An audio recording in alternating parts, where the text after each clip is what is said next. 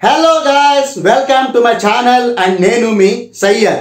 ఇప్పుడు ఈ వీడియోలో మనం మన జూనియర్ ఎన్టీఆర్ రిజెక్ట్ చేసిన 9 సూపర్ హిట్ సినిమాలు అండ్ 3 డిజాస్టర్ సినిమాల గురించి మాట్లాడుకోబోతున్నాం. సాధారణంగా హీరోలందరూ తమ కెరీర్ విషయంలో చాలా జాగ్రత్తగా ఉంటారు.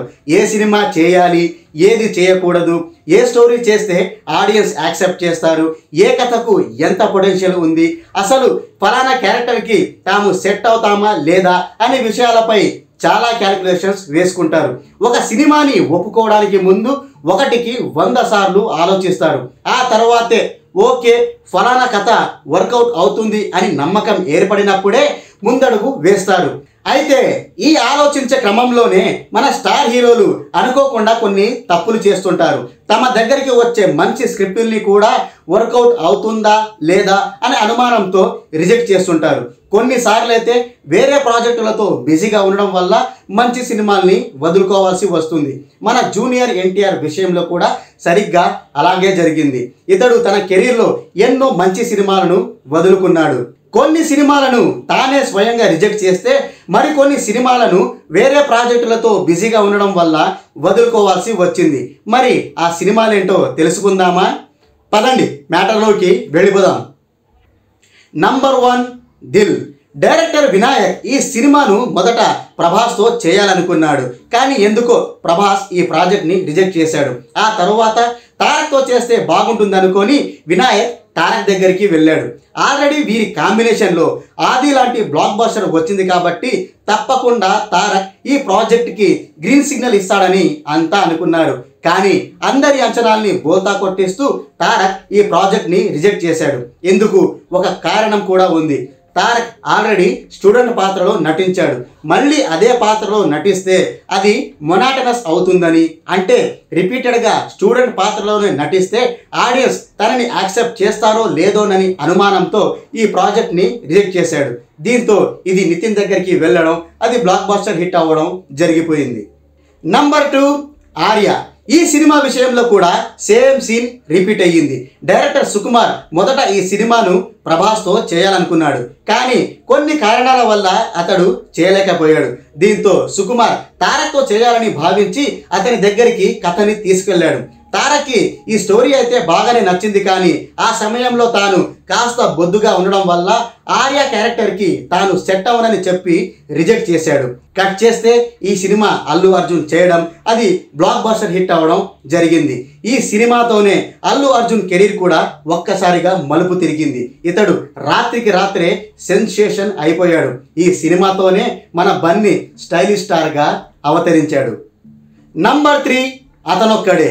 ఈ సినిమాలో హీరోది వెంజ్ఫుల్ రోల్, అంటే ప్రతీకారం తీర్చుకునే serious role.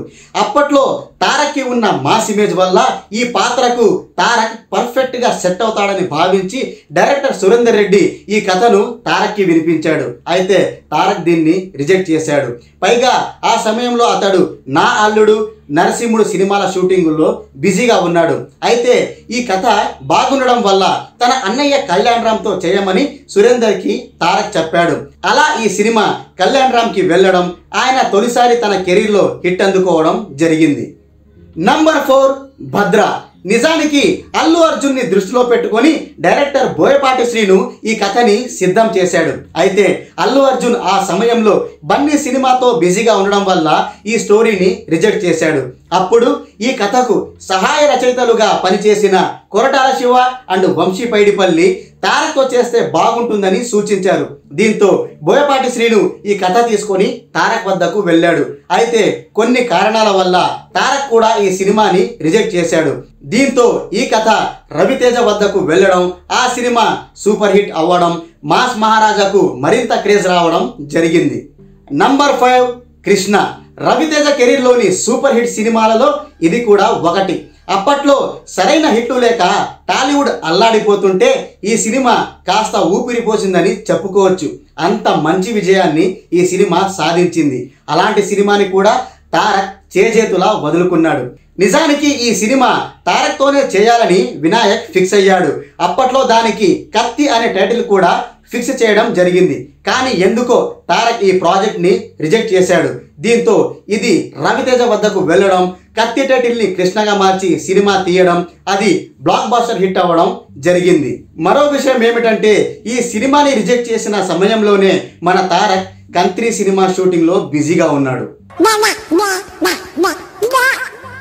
Number 6 కిక్కాస్. Surender Reddy Raviteja కాంబినేషన్లో వచ్చిన కిక్కాస్ సినిమా ఇది.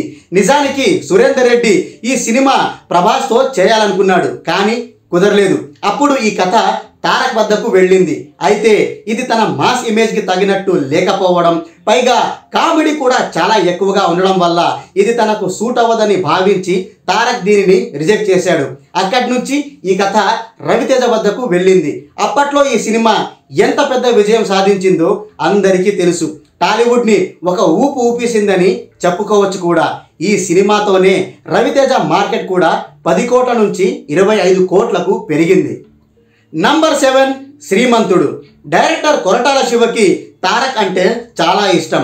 పైగా వీళ్ళిద్దరి మధ్య మంచి అనుబంధం కూడా ఉంది. ఆ కారణం వల్లే తారక్తో ఒక మంచి సినిమా చేయాలనే ఉద్దేశంతో డైరెక్టర్ కొరటాల శివ అతన్ని దృష్టిలో పెట్టుకొని శ్రీమంతుడు కథని సిద్ధం చేశాడు.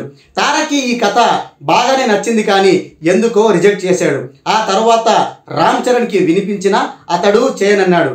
ఫైనల్గా ఈ స్టోరీ మహేష్ బాబు వద్దకు వెళ్ళడం, అది బ్లాక్ బాస్టర్ హిట్ అవ్వడం జరిగింది.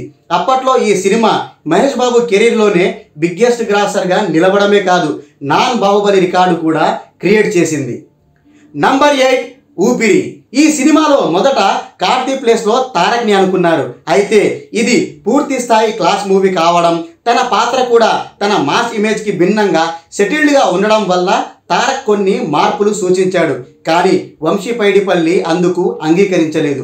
కథలో ఉండే సోల్ దెబ్బతింటుందని మార్పులు చేయడానికి ఒప్పుకోలేదు.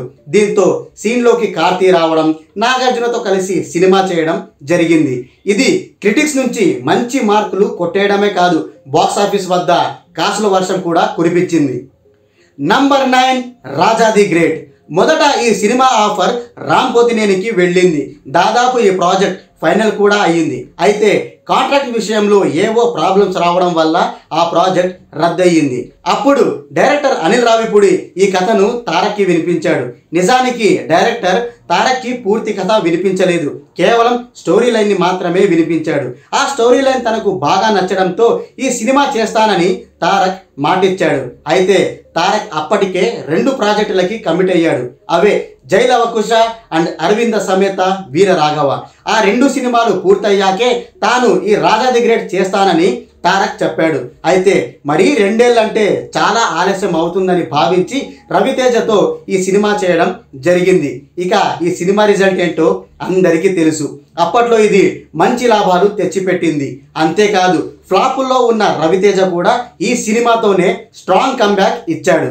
ఇవి తారక్ రిజెక్ట్ చేసిన సూపర్ హిట్ సినిమాలు. ఇక డిజాస్టర్ సినిమాల విషయానికి వస్తే నంబర్ 1 నా పేరు సూర్య, నంబర్ 2 శ్రీనివాస కళ్యాణం, నంబర్ 3 బ్రహ్మోత్సవం. ఈ ఒక్క విషయంలో తారక్ మంచి పని చేశాడని చెప్పుకోవచ్చు. సో ఇది తారక్ రిజెక్ట్ చేసిన 12 సినిమాల జాబితా. ఇంతటితో నేను కూడా ఈ వీడియోని ముగిస్తున్నాను. ఈ వీడియో కనుక మీకు నచ్చినట్లయితే ప్లీజ్ లైక్ చేయండి, షేర్ చేయండి, అలాగే నా ఛానల్ని సబ్స్క్రైబ్ చేసుకోండి. పక్కనే ఉన్న బెల్ ఐకాన్ని దబేరమని లాగి కొట్టేస్తే నా నుంచి ఇలాంటి వీడియోలు మీకు రెగ్యులర్గా వస్తూ ఉంటాయి. సో నెక్స్ట్ వీడియోలో కలుద్దాం. అప్పటి వరకు బాయ్ బాయ్.